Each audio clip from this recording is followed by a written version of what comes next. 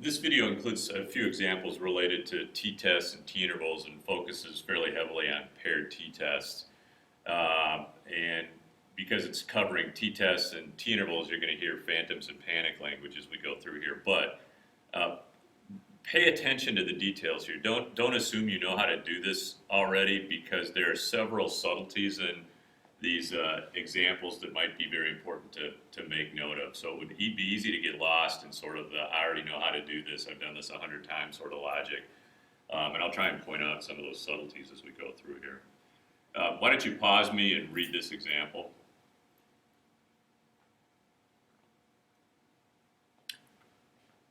Okay, I'm going to assume you did that. We have 10 subjects here who were tested on normal night sleep and then extended night sleep, and they were given a vigilance test or an alertness test. And the data is recorded here, so you can see for the 10 subjects their scores. Now, it's important to note, this is one of the subtleties, that in this particular case, the lower the score, the more vigilant the subject. And we have to be really careful in paired tests. I just answered the question at the bottom, but we have to be really careful here that we pay attention to how the data was gathered. So the lower the score, the more vigilant the subject, the higher score, the less vigilant. At the bottom it says what kind of procedure you're going to use. Hopefully you identified this as a paired t-test. For each subject, we're taking a pair of readings off the vigilance test. Now, when I put the data together, here are the differences that I calculated. So I subtracted extended sleep minus normal sleep. And in a paired t-test, and again, another subtle, you have to pay attention to how you do the subtraction, how you gather the data. So in fact, a higher score here means less vigilant, or a positive score means less vigilant, and a negative score means more vigilant. You can subtract either way, it doesn't matter, you just have to be consistent in your interpretation of the data. Notice that because it's a paired test, our data is not what was presented to us. The data we're going to analyze are those differences. So you should pause me for a minute and put those differences into a list on your calculator.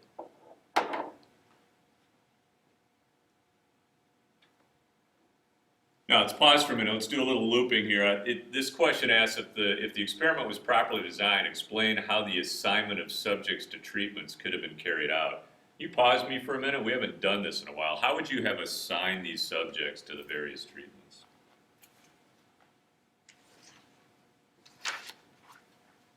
Well, there are several ways you could have done this, including random numbers, but I think the simplest way to think about it might be this. We want 5 subjects starting with a normal night's sleep first. We want 5 subjects starting with an extended night's sleep. We need to randomize the order in which the treatments are given. Remember, that's the purpose of randomization, randomly assign subjects to treatments. So you might flip a coin. Heads means they get a normal night first. Tails means they get extended sleep first. Once you have 5 in one group, then the remainder can be assigned to the other group. And it might be nice to point out some sort of washout period in between. However they slept, we'd like to have some time in between where they're acting normally before they go to the other type of sleep. You could have done this with random numbers, zeros and ones, evens and odds as ready. But the point is, recall, that we want to randomly assign the subjects to treatments. Right, then it says, let's carry out an appropriate test here. And our test is going to involve the differences. So let's go ahead and do a significance test. We've already identified it as a paired t-test.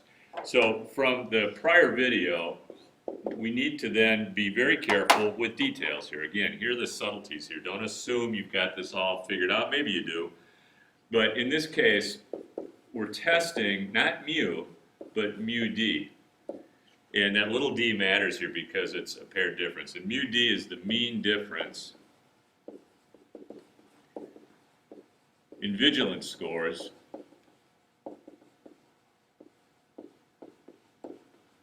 and it doesn't really tell us what the population here is, it just says we have subjects. So let's say in vigilance scores for a population like our subjects. The subjects represent the population. Right, phantoms, the next step is the hypotheses here, right? The null hypothesis is always that there's nothing going on, nothing interesting, things don't change. So our null is, we're dealing with means, but we're dealing with a mean difference, mu little d, that little d matters, is that there is no difference in vigilance scores. And the alternative is, and we have to be careful here, if you go back to the question, it says, does too much sleep impair intellectual performance? And in the context of our question, impair means reduce intellectual performance. That means a higher score, that means a mean difference greater than 0. A subtlety, if you subtracted the other way, you'd have to think about this, because mu d would be less than 0 in that situation. So again, impaired t-test, you have to be very careful about how you generate your set of differences so that your hypotheses and your conclusions are consistent with the way you subtract it. All right, phantoms. All right, SRS, not given to us.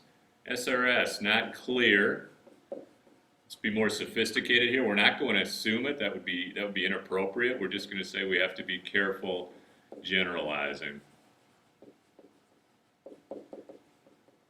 We don't know if the sample was taken randomly, then we have to be careful about how big we go with our conclusions. Independent observations, well, we can go with the rule of thumb here, assuming greater than or equal to 100 subjects to choose from. Or you might make an argument of logic here that one person's sleep habits have nothing to do with another person's sleep habits, and that it's reasonable to assume these 10 people are independent from each other. Normality. For practice, you might make a box plot or a normal probability plot here. I've done both. If you make a box plot, it will look something like this. If you make a normal probability plot, it will look something like this. There are 3 zeroed pieces of data there, and it ends up looking something like that. So if we look at the box plot, and you should write this out in an actual problem, but we see that there's a slight bit of skewness. This was a modified box plot. There are no outliers. On the normal probability plot, it looks approximately linear. So from the box plot, again, we'd say it's slight skewness. We're going to go ahead and proceed. There's no outliers. It's reasonable to assume the population of differences is roughly normal. And by the way, it's the differences that are roughly normal, because that's the data that we're working with. There's another subtlety. The normal probability plot, recall the way to interpret that is if it's roughly linear, then we'd say our data is approximately normal. All right, we've already talked about it. The name for this procedure is a paired t-test.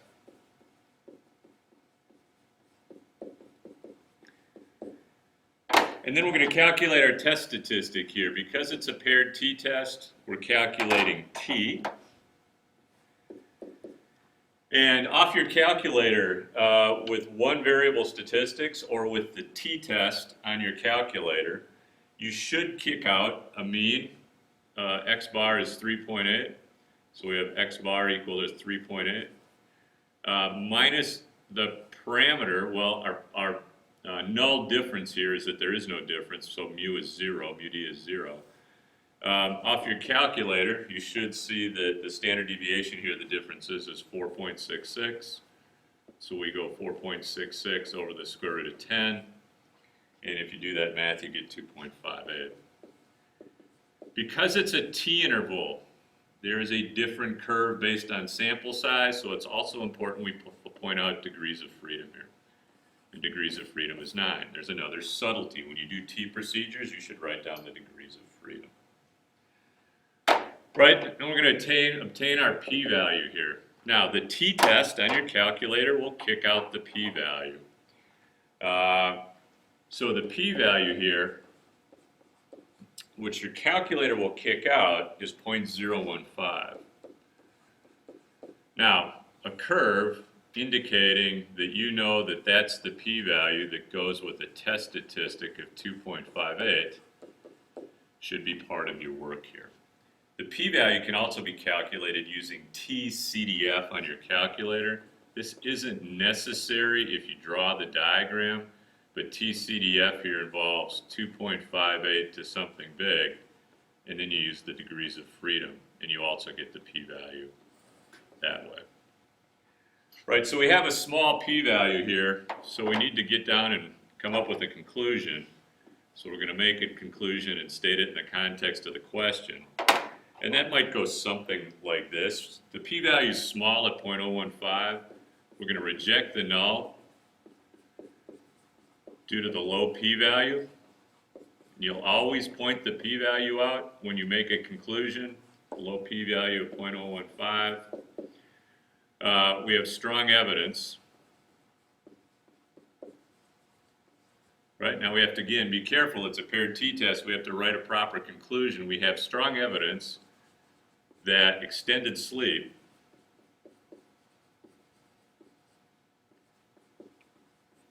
impairs intellectual performance, or something to that effect.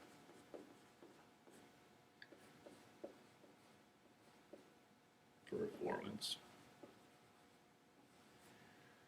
Our test statistic was positive, indicating that the mean differences were greater than 0 at a significant level, and the fact that they're greater than 0 indicates our intellectual performance has been impaired. So again, that goes to your ability to make sense of how you gathered the data and then interpret it at the end, which can be challenging at times with a paired t-test. All right, pause me for a minute. In this scenario, what are type 1 and type 2 errors?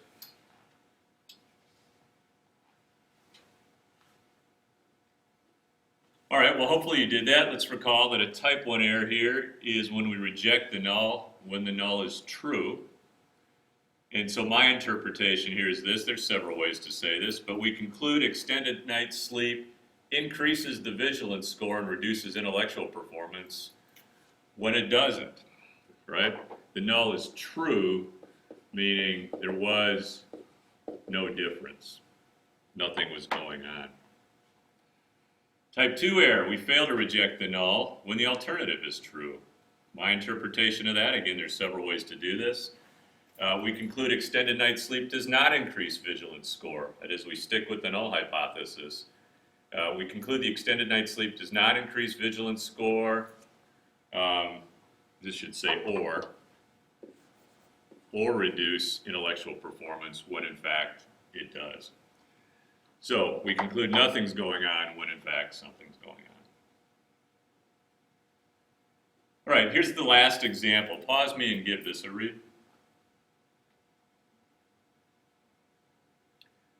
Actually, you know what? I'm going to run out of time before this, so I'm going to put this into a separate video. So there'll be one more short video after this with example 2 in it.